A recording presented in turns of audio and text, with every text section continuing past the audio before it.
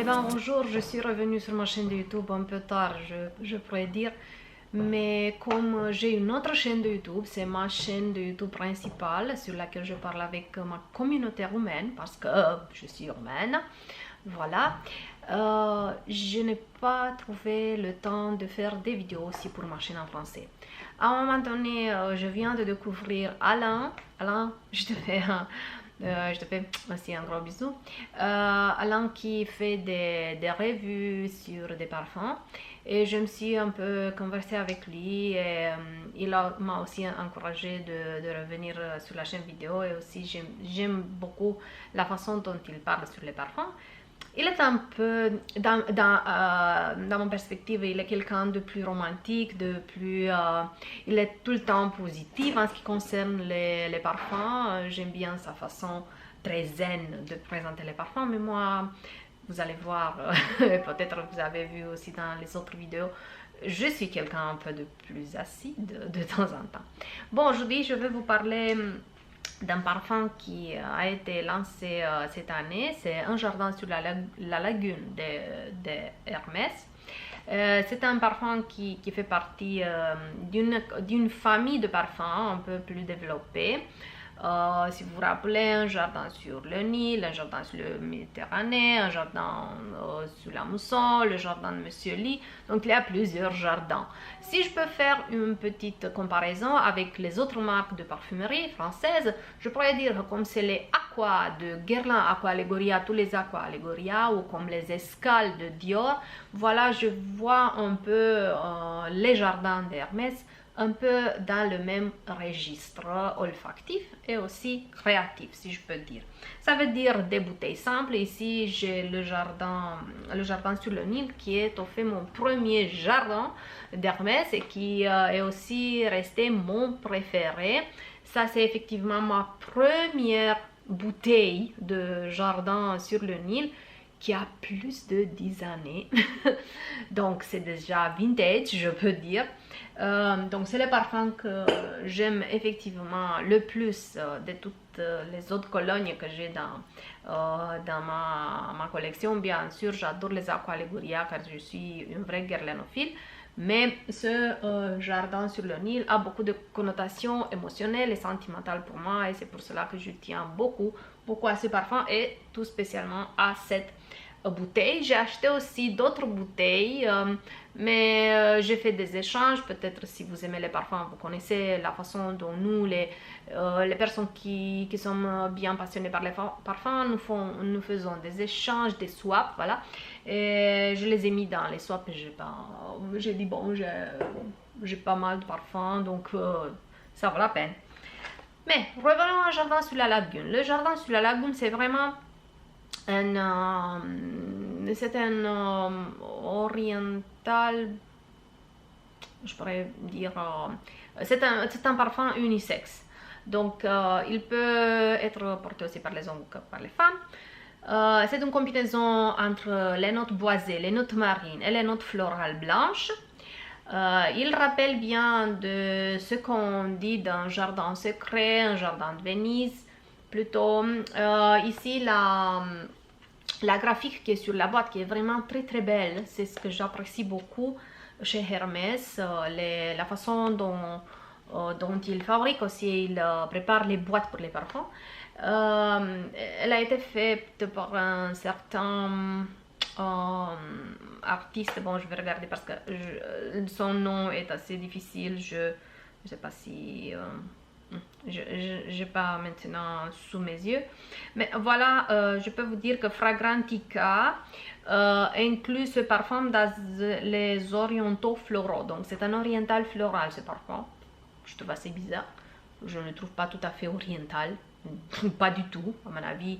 Le fait d'avoir un peu de notes boisées, ça ne me donne pas l'idée de penser à un parfum oriental. Effectivement, j'imagine difficilement une personne qui aime tout spécifiquement la culture orientale qu'elle aura une certaine passion pour ce parfum. Parce que bon, c'est plutôt un parfum frais que vous pouvez porter dans la journée, pendant l'été, pendant les vacances, mais aussi si vous voulez, vous pouvez le porter aussi au bureau parce qu'il a un sillage assez bon, une projection très décente pour une eau de Cologne quand même, parce que c'est pas un autre parfum ou... bon, c'est un eau de toilette, mais c'est une eau de toilette qui va dans le sens d'une eau de Cologne. Donc, très frais, disons très proche de la peau comme, comme niveau de sensation, de perception. Voilà. Il a des notes marines, il a aussi de la bergamote. La bergamote, c'est comme... on ne peut pas faire une eau de toilette fraîche sans bergamote. C'est impossible. La bergamote, c'est vraiment la reine comme ingrédient dans la parfumerie qui tient de la parfumerie fraîche, les eaux de Cologne. Et bien sûr, la créatrice, c'est la même Christine Nagel, celle qui crée dans la dernière période la plupart des parfums Hermès. Et il y a aussi Magnolia, il y a aussi l'iris, non, il n'y a pas d'iris. Non, il y a du lys, voilà, du lys. Ah maintenant je me rends compte que c'est assez difficile de trouver les mots en français pour les fleurs, parce que bon, vous savez, je parle assez bien le français, mais quand même je connais pas tous les noms des fleurs. Voilà.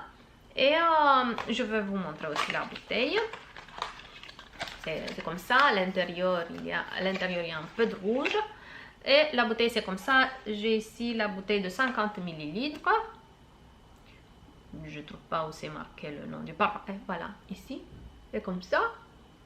La bouteille, bien sûr, toujours belle comme on est habitué pour les jardins d'Hermès. Et pas seulement.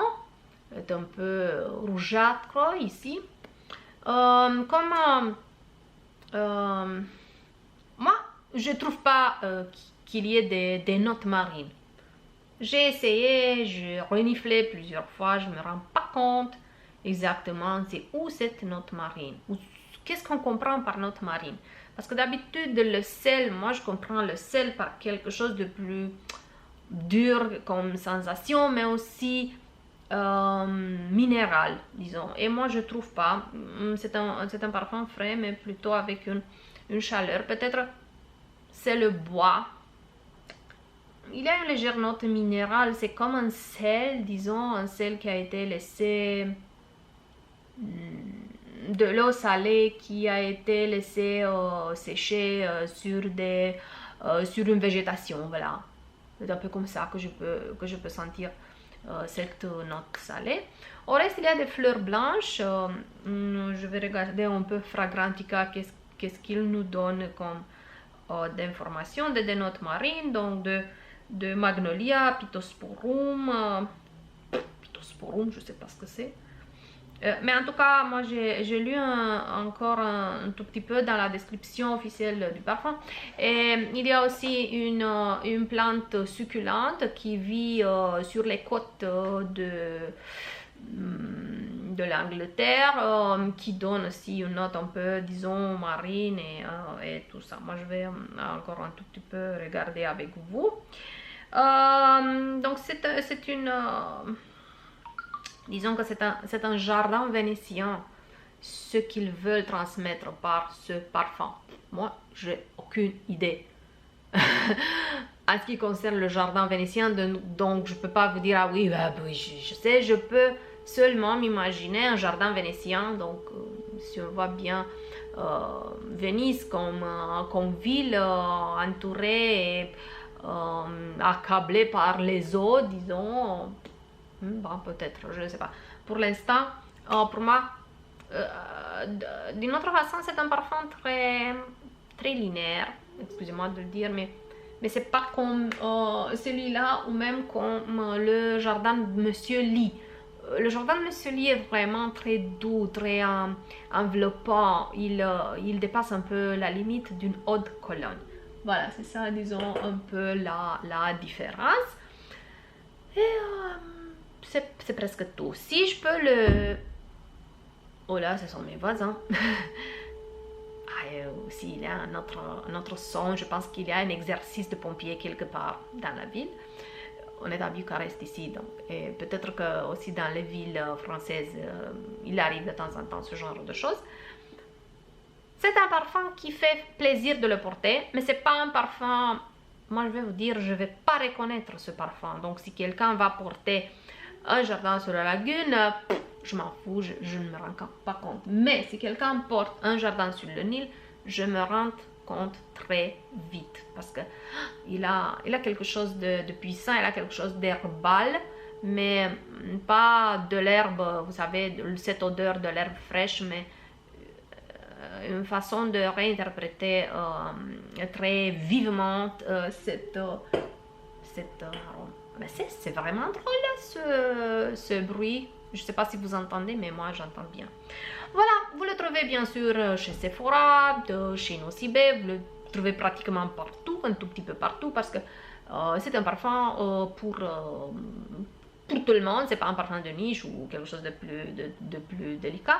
J'ai vu qu'il y a aussi extension de gamme, ça veut dire gel de douche, crème de corps, je ne sais pas si vous allez le trouver partout, ça je ne sais pas. Mais voilà mon opinion. C'est un parfum simple, c'est une haute cologne élégante, c'est un parfum de porter dans la journée, mais c'est pas quelque chose qui frappe à la tête, vous savez, qui frappe le nez. C'est un Hermès, c'est un jardin Hermès. Moi, je trouve les autres jardins beaucoup plus puissants que celui-là. N'oubliez pas, si vous avez aimé cette vidéo, de vous abonner à ma chaîne, de liker et bien sûr de commenter et de revenir sur ma chaîne.